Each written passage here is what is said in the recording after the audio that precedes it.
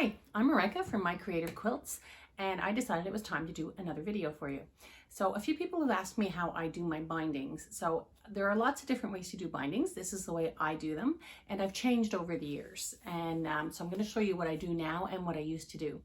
So this is a weekend of binding for me. I made donation quilts. This is what 15 donation quilts look like. Here are 12, I think, or 11. And then I have 3 that I've already completed binding and 1 that's almost finished binding. These are just plain, simple quilts. There's nothing fancy about them.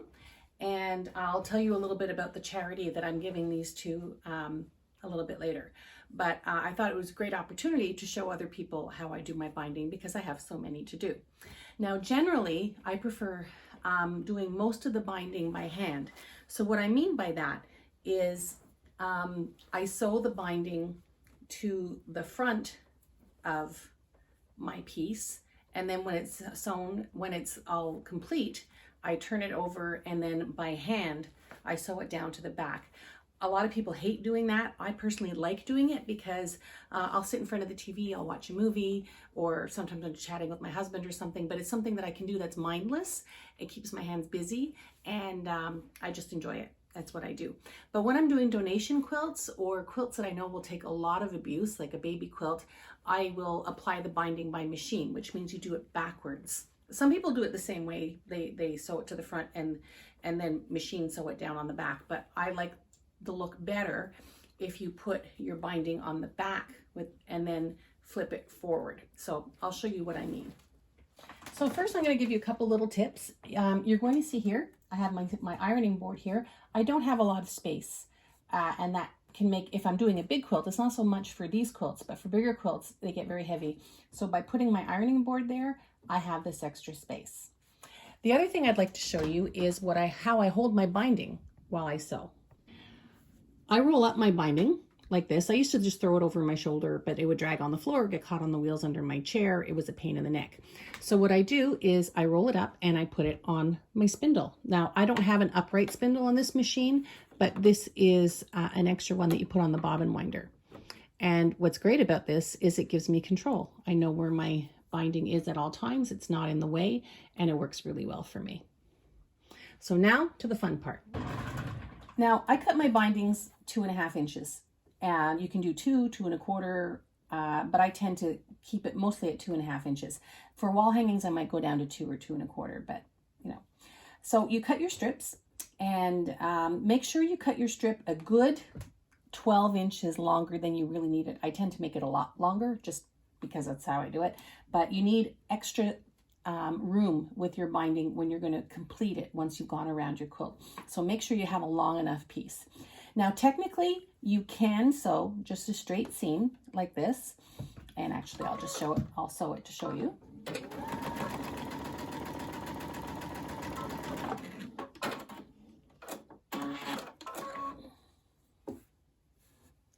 But what happens is when you fold it over, when you're going to put it on the quilt, this is really bulky. So it's much better to do a diagonal seam. But like I said, you can do it. I mean, I did it for many years before I knew any better. But what's better is the diagonal seam. So you put your fabrics, your strips at a 90-degree angle like that. Then you are going to sew down like this. Now this machine is really handy. It's got a laser light, which I like to use a lot. You can attach laser light. They have stuff that you can buy. If you're not confident that you're going to do a straight line, you can draw a straight line with a pencil or a marker or whatever, or you can eyeball it. So it's whichever one you prefer. So I'm just going to back stitch a couple of stitches here, and I'm going to do my seam, and then back stitch, and there you go. You've got your diagonal seam. Turn the laser off. Okay, so once you're sure the seam is good, okay, check it, because sometimes if I'm in a rush, it might be off on the edges. So once you've checked that it's okay, then you can trim it, and then you can finger press it open, and you've got your seam. Once you've done that, you fold it in half, and then you're going to have your double seam. Now I want to show you a tool I used to use. I had this, which I liked. I used it a lot. And you could put your fabric through, and you fold your fabric in half, and then you press it. But then it became more of a pain than anything else. Now I just fold it in half and press as I go along. So that's how I make my binding. Now, if I'm making a wall hanging, I'll make something extra on top of the binding, in addition to the binding. I don't like to put hanging sleeves on some of my pieces. I don't know why. Maybe I just don't feel like doing it. But what I found for the smaller pieces is cut yourself a square, press it into a triangle, and then when you're putting your binding on, it's going to sew around like this, and you'll have one on each corner, and then you can put a rod in there, and there's your pockets. So that's just another little hint if you want to try that. So here we go. Here is the next quilt that I'm going to bind. I have my walking foot on the machine. I don't always use my walking foot. I don't have any rhyme or reason as to whether or not I do or I don't. I just happen to have it on now, so I'm going to keep using it. Use 1/4 inch seam. If you're using a wider binding, you can do a wider seam, but I stick to 1/4 inch. And let's see, what else can I tell you? Oh yes, I have labels for these. These are much smaller than the labels I usually use because they say in French, fait à la main pour vous, bonne chance, made by hand for you, good luck, because these are going to people who are leaving homelessness. They have a home for the first time, for some of them in many years. So it's just a very small quilt. I thought it was important that they know that somebody made it for them by hand. It wasn't just something that someone picked up, or, I mean, which is nice. I mean, if you buy a quilt and you give it to them, that's nice too. But I wanted them to know that this was made specially for them. So I just fasten it down. If it's a bigger label, like I tend to use, I might use steam-a-seam to hold it down, or I might use glue. Sometimes I'll pin the edge, and that's because sometimes this can flip over while you're sewing. Not necessarily on this side, but when I'm doing the other side, when I'm sewing the binding to the front. But I'll show you that when I get there. So that is there, that's connected. And so now we just need to get going. So I have my binding on my spool, like I showed the hint that I like to do. It's definitely long enough. So leave yourself a good chunk, because you're going to have to fasten it to the other end when you come around. So that's, I don't know how long that is. Let me measure it here. That's about 10 inches. That's what I usually do. I eyeball it. Don't do less than that. It can get really difficult and frustrating otherwise. So I start here, and I usually start where the label is, because then I get it sewn down right off the bat. So you just line it up. Now you can pin it, you can clip it, whatever you want. I don't pin because I just get hurt too much. It falls in my lap when the quilt is moving around. I poke myself, and I'm at the point where I don't need to. But some people feel more comfortable doing it. By all means, go ahead and do it. So you line up on the 1/4 inch seam, and make sure you take some back stitches. I've seen some videos where people say don't take back stitches in case you have to take it out. You can take it out if there's back stitches. I just feel more comfortable doing my back stitches. So then we're just going to sew. I'm not going to record sewing all the way around. Now don't forget, because we're machine attaching this, I am sewing to the back of the quilt. There's the front, that's the back. So I'm just going to go to the corner, and I'm going to show you how I turn my corners. Take that clip out. Take that clip out. Oops, sorry about that. So now you're going to go, and you're going to stop at 1/4 inch from the edge. Now I eyeball it, but if you don't feel comfortable doing that, you can make a little mark with your with a marker or a pencil. You can also put a pin here, just as long as you make sure you don't run over it. You can do that too. And then you just go right down. Okay, I'm getting a little nervous having that pin there. I'll do another stitch or two, 1, 2, and then you backtrack. And then you cut your thread. This machine has a handy dander cutter, which I like.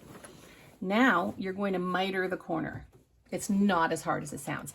If the quilt is really thick, you can trim the corner. I don't usually, but you can, trim a little bit off the edge there. But okay, so you've left 1/4 inch there. Actually, it looks a little bit more, but that's okay. Now you want to fold it up like this, okay? You have your angle. See that angle there? Give it a little bit of a press, okay? Now you want to fold it back down again. You want the fold to be along the edge here. And this is going to be like that. So it's going to be like this. Okay. And again, you keep in mind the 1/4 inch. You put it back under your needle. You go below the 1/4 inch because you're going to backtrack a couple of stitches, but you're going to stop at 1/4 inch. Again, you can use a pin, you can use a marker.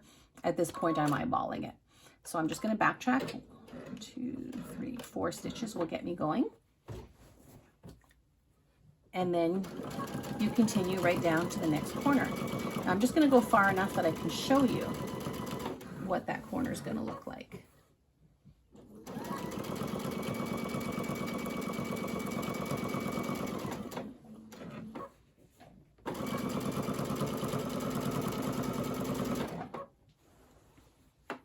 Now see, that is the corner that we made. So when it goes over, see, it fits like a glove right around. It's a good fit. So that's why we do it that way. So I'm going to go all the way around until almost the end where it meets, and then I'm going to show you how to join them. Okay, we're getting close to the end now. And if you're afraid that you're going to go too far, before you start sewing your binding on, you can put maybe a clip on the side to remind you that you want to stop here. You can put a pin, you can put some sort of marker. I tend to just keep an eye on it. I'm going to do just a little bit more, and then I'm going to leave it open about this much. And you'll see why it's important to have a good amount of space to work with. So let me just cut this. Okay, so this is the extra binding that I have. Part of me hates to waste fabric, but I prefer to have too much rather than run out. I can add more if I have to, but it's a pain in the neck. So I'm leaving myself this much space to work on the binding. Now, I used to use a special binding tool. Now, when I first started, I had no idea what I was doing. I would just randomly sew strips. I would try and force them together. It worked, but it wasn't easy. Then several years ago, I discovered this binding tool, the Cut Right Bind Up, and I loved it. It made such a difference in my bindings. They were perfect almost every single time. But then I learned that I don't have to get up from my sewing machine, go to the ironing board, use a rotary cutter, use the ruler. There is an even easier way to do it. And once I discovered this easier way, I never went back to the binding ruler. I'm still hanging on to it because you never know, but you don't need this. You don't have to get up. You don't need your iron. You don't need your rotary cutter. So what I do is I trim this a little bit shorter because it's going too far over the edge there. So just trim it like that. Save this. This is important, and you'll see why in a minute. Then I'm going to cut this. Now, I don't want to be sewing so close to the seam. That gets awkward. I want to be sewing more in the middle. So I'm actually going to cut this shorter. So the middle is about here. I'm just going to cut it a little bit shorter. Okay, so I have this much of a tail here. Then you put this over. This is your top one, and it's over. This is where the cut piece comes in. Line up the cut piece. See the edge here? Line it up here. Okay? Take the top part, the end of the binding, place it over. That is exactly the width that you need. So you take your scissors and you cut the width. Like that. See? You've cut this and you have it overlapping like that. Now comes the magic. Open your binding here, okay? So you have it like this and you have it like this. Put it at 90-degree angles like you do when you're making your binding normally. Now I take a pin and I find the corner and I pin it diagonally like this just to make sure everything is right. It is. Then you open it up. You can draw a line if you're not confident with your straight lines. You can use the laser or you can just eyeball it. So I'm just going to eyeball it. I'm just going to do some back stitching. And I'm going to take the pin out. See the corner here? I want to do a straight line from there to the corner.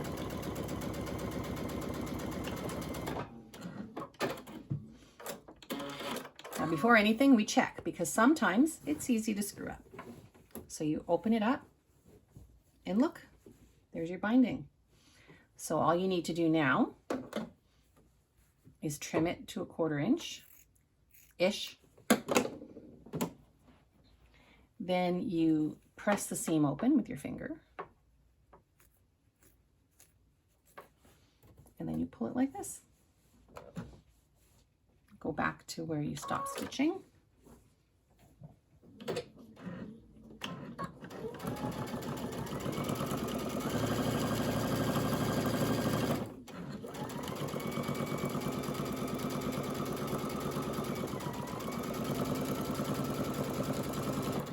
And that's where we started. Look at that. You can't even tell where I joined it. There it is. So that part of the binding is done. So now I'm going to bring it to my ironing board and I'm going to press it open. You don't have to do that. I didn't for many, many years, but then I realized that if it was pressed open, it made a nicer binding. It made it easier to flip it over. So I'm going to go to the ironing board and do that, and I will be right back. Okay, the pressing is done. As you can see, it's nice and crisp. I forgot to mention, I do not cut my bindings on the bias. I know it's the general rule of thumb, you're supposed to do it. I don't bother. I usually do with the fabric, and I just make sure not to pull or tug on the fabric. With the fabric for me works fine. If you want to do it on the binding, go ahead. I don't bother. So now when I am going to sew it to the front, I start usually around the label again, because I like to get that over with. I don't want to have to worry when I turn a corner whether the label is going to stick out in the front. See, and this is what I meant. When I'm sewing in the front, if it's a big label and it's not fastened down, it can get caught in the seam. So that's why I kind of focus on that. So we're going to sew it to the front because we are machine binding. Oops. And here again, a lot of people clip or pin. If I do anything, I clip. I don't pin because I hurt myself, but I find I don't need to at this point. I'm just going to fold this over as I sew along, and I'll show you when we get to the corner. I'll start here and show you get to the corner so you don't have to sit through minutes of just stitching. What the trick is, you want the needle to catch the edge, but you don't want to go too far out because then you're going to get flipping. Okay, so you need to get close to the edge. So I'm going to go down. And I just use regular size stitches. For this machine, it's 2.5, but you can make them smaller if you want. So a couple of back stitches. Normally, I try to make sure that the bobbin thread matches the color, but it's such a and the top thread, but it's such a scrappy quilt, it doesn't really matter for this kind of quilt. For an art quilt or one where the colors are really well chosen for a particular reason, I match the thread. So I'm just going to start sewing this down. You just go like that along the edge. And then when you get to the corner, it's really not difficult. There's a few different ways you can do it. Some people will fold that in half like this. You can see that. And then fold this over. That works. Some people fold the side closest to them first and then folds it over. That's what I usually end up doing. It's really neither here nor there. It works either way. So I just want to make sure that my label didn't get lifted. It's okay. So I'm staying along the edge. And then you get to the corner. Now I usually do a back stitch. I go 1 stitch past or 2 stitch past, and then I back stitch. Then you turn, leave your needle down because it makes it easier to turn. And then you flip this over, put your foot down. I just do another stitch here. And then again, I'm checking the label to make sure it hasn't flipped over. And then you just continue sewing all the way around. And I will meet you again at the end. Okay, we're getting close to the end here, and I will show you how it looks. A couple of back stitches. And here we go. There's your binding. Okay, I'll trim that thread. Here are the corners. And all I have left to do is to hand sew down this little bit of the tag. Now I want to show you the difference between this kind of binding and what I prefer to do, the hand binding. So this is a quilt I made last year or the year before. It's hand quilted. I really like it. So here the binding was sewn to the front. You can see there's no seams. And then on the back, it's just slip stitched down. I just think it makes a nicer finish. And like I said, it's something I enjoy doing. This is just as good. It's great. I just don't have the time. I mean, these are 15 donation quilts. It would take me 1 evening per binding to get these done as opposed to an hour. So that's the reason why I machine bind when it's a donation quilt. But this is how it looks if you do it, if you sew it to the front and then flip it to the back to sew it by hand.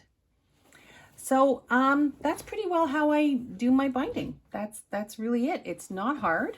It takes a little bit of practice, but it comes in handy. So that's it for the bindings. I hope that it was helpful. And if you watch my next video, I explain a little bit about the organization that I make these donation quilts for. So I hope you will watch it. Until next time, bye.